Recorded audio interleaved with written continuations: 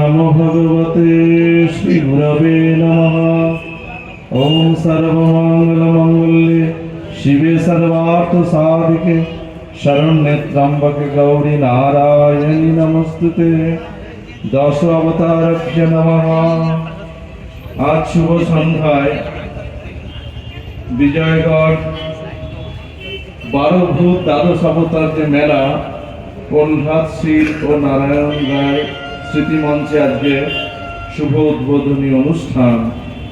एतद अंचलेर नागरिकरा एसेছেন এবং एतद अंचलेर যিনি বিধায়ক দেবব্রত মজুমদার আপনারা জানেন, শ্রদ্ধেয় দেবব্রত বাবু ভারত সেবাশ্রম সংঘের বিভিন্ন কাজে তিনি সহযোগিতা করেন, সেবা কাজে।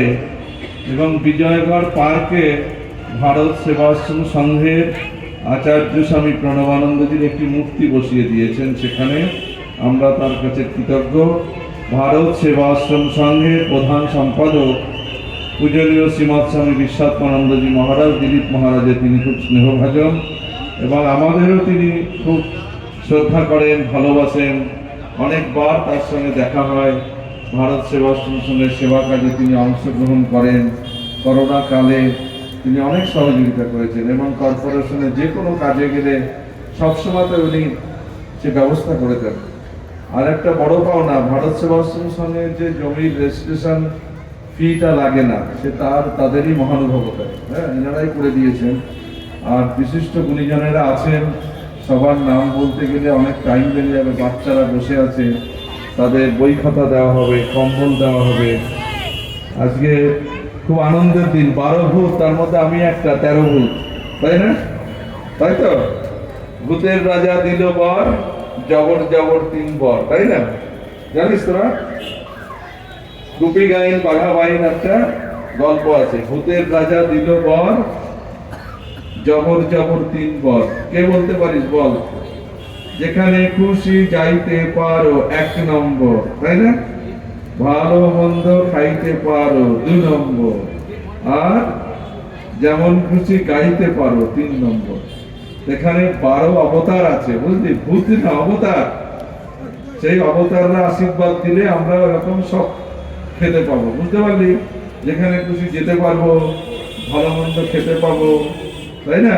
লেখাপড়া করতে পারবো। এই জন্য মায়েরা এসে এখানে মানত করে। এটা একটি পূর্ণ তীর্থে রূপান্তরিত হয়েছে। 75 বছর ধরে এলাক অঞ্চলের মানুষরা এটাকে তীর্থ বানিয়েছেন। কেমন? ভক্ত না থাকলে ভগবানের কোনো দাম আছে কি? ভক্তরাই ভগবানকে বিখ্যাত করে দেয়। এই বনবিবি মাতা এখানে প্রতিষ্ঠিতা এবং 12 দেবতা আছে। সেই 12 দেবতারা কি করেছিলেন তোমরা জানো না? অসুরদের বধ করেছিলেন। প্রহ্লাদের বাবা ছিল খুব মানুষকে অত্যাচার করতে, হিরণ্যকশিপু। তাকে ওই সিংহ অবতারে সেই নাড়ি ভুড়ি চিড়ে খেয়ে ফেলেছিল, সেই রাক্ষসকে মেরে দিয়েছিল, বুঝেছো? তো প্রহ্লাদ ছোট্ট শিশু, সে কৃষ্ণ ভক্ত ছিলেন আর তার বাবা ছিলেন শিব ভক্ত। প্রহ্লাদ পরীক্ষার খাতায় লিখে রেখেছে কৃষ্ণ কৃষ্ণ কৃষ্ণ কৃষ্ণ কৃষ্ণ, বুঝেছিস? পণ্ডিতের কাছে পড়তে গেছে, সারা খাতায় লিখে রেখেছে কৃষ্ণ কৃষ্ণ। তো পণ্ডিত বলছে তুমি কি লিখেছো? বলছে সবকিছুর মধ্যে আমি ভগবান দেখছি। তোর বাবা বলছে তোর ভগবান এই কাচের স্তম্ভের মধ্যে আছে? বলে হ্যাঁ, আমার হরি এই কাচের পিলারের মধ্যে আছে। সঙ্গে সঙ্গে গদা দিয়ে হিরণ্যকশিপু সে ভেঙে দিয়েছে সেই পিলারটাকে। সঙ্গে সঙ্গে এরকম সিংহ একটা মূর্তি বেরিয়ে হিরণ্যকশিপুর নাড়ি ভুড়ি চিড়ে মেরে ফেলে দিয়েছে, বুঝলি?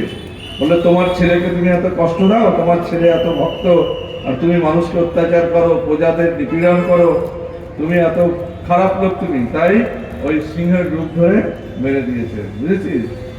তাই ব্যাপারে বরাহ শুকরের মুখ, হিরণ্যাক্ষ বলে একজন রাক্ষসকে মেরে দিয়েছিল। প্রত্যেকটা যে মূর্তি আছে না, সবার একটা কাহিনী আছে। খালি পুজো করলে হবে না, এরা সব বীর ছিল এক একজন, বুঝতে পেরেছিস? মহাপ্রভু বীর ছিলেন। তিনি প্রথম সেই বৈষ্ণব ধর্মকে রক্ষা করেছিলেন। আজকে মহাপ্রভু যদি না থাকতেন, আমাকে এরকম গেরুয়া পরে দিব্যানন্দ হতে হতো না। যারা বুদ্ধিজীবী তারা বুঝবেন আমি কি বলতে চেয়েছি। কেমন? আজকে আমাদের এই গৈরিককে রক্ষা করার মূলে মহাপ্রভু।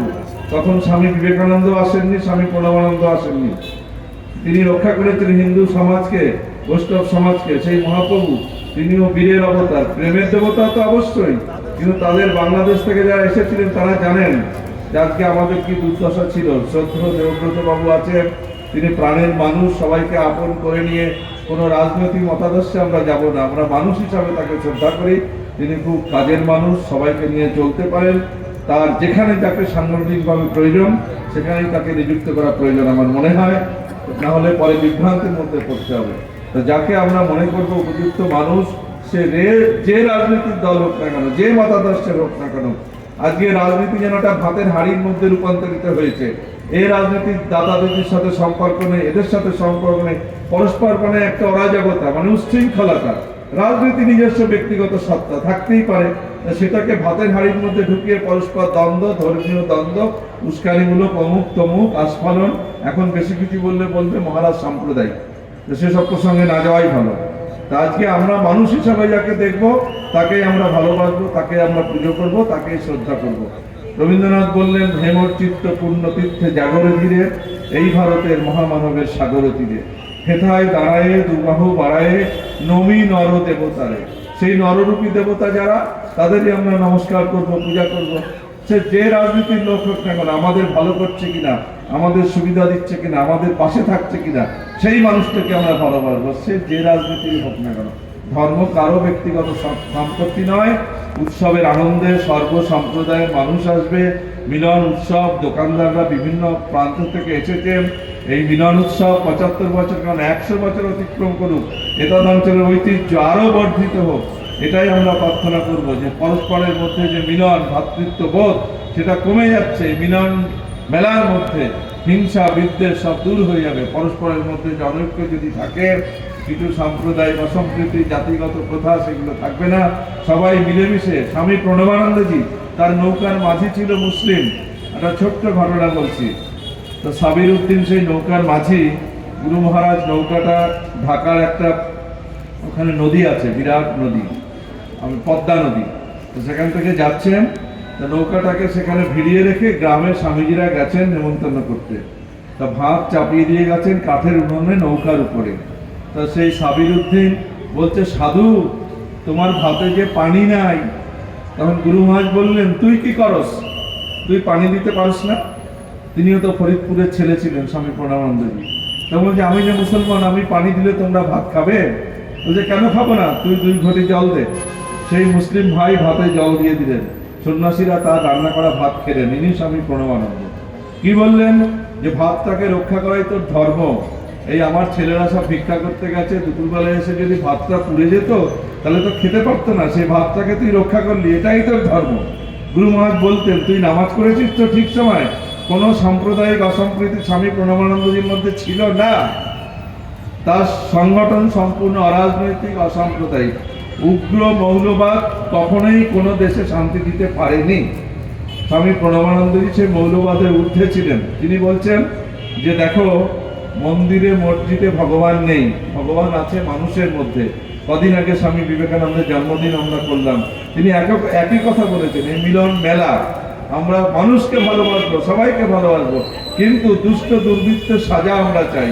সেই হিন্দু হোক, মুসলিম হোক, খ্রিস্টান হোক, দুষ্ট দুর্বৃত্ত সাজা তো আমরা অবশ্যই চাইব।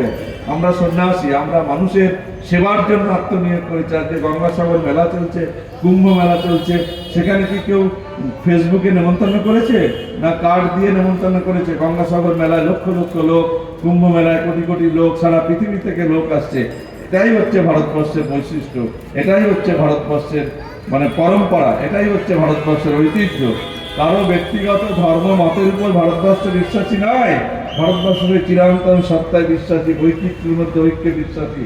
সেই নীতিতে ভারত সেবাশ্রম সমিতি বিশ্বাস করে। আজকের এই সেবার কাজ, কম্বল কাপড়, বাচ্চাদের নোটবুক বিতরণ করছেন, এরাও ভারত সেবাশ্রম সমিতির কাজটাকে বেছে নিয়েছেন এবং আমাদের কাজটা যে গ্রহণ করেছেন, ভাগ করে নিয়েছেন, আমরা ধন্যবাদ জানাই। যে আরও বেশি করে যদি এইভাবে মানব সেবা তারা করেন, তাহলে সত্যিকারের পুজো হবে। মেলা তো হবেই, মেলার উদ্দেশ্য কজন বুঝবে, কিন্তু এই মানব সেবা, মানুষকে ভালোবাসা। ছোট ছোট ছেলেরা যে এসেছে, তারা দেখলো যে এরা কি কাজ করে, বড় হয়ে এরাও মিলন মেলায় অংশগ্রহণ করে, এরাই পরিচালনা করবে, এরাই ভবিষ্যৎ নাগরিক। প্রবীণদের কাছে আছে অভিজ্ঞতা, যারা বয়স্ক মানুষ তাদের কাছে অভিজ্ঞতা, আর এদের কাছে আছে তেজস্বিতা। অভিজ্ঞতা তেজস্বিতা যদি থাকে কাজটা সবসময়তেই ভালো হয়। আমরা বয়স্ক মানুষদের মর্যাদা দেব, নবীনদেরও আমরা কাছে টেনে নেব। সবাইকে সেক্রেটারি, প্রেসিডেন্ট, আমি সাংগঠনিক দায়িত্বে বিভিন্ন জেলায় কাজ করি তো ভারতবর্ষে, দেখি যিনি সেক্রেটারি অনন্তকাল ধরে সেক্রেটারি, যিনি প্রেসিডেন্ট অনন্তকাল ধরে প্রেসিডেন্ট। পোস্ট ছাড়া যাবে না, কেমন? অন্য কাউকে দেওয়া যাবে না, দিলে আমার নাম কমে যাবে। তো সেটা যেন না হয়। 3 বছর 5 বছর পরে সম্পাদক পাল্টাতে হবে, সভাপতি পাল্টাতে হবে, নতুনকে অধিকার দিতে হবে, তাহলে সবাই মনে করবে এই মেলাটা আমাদের সকলে। আর যদি কুক্ষিগত করে রাখেন তাহলে কি হবে সে আমার থেকে আপনারা ভালোই বুঝবেন। ধন্যবাদ।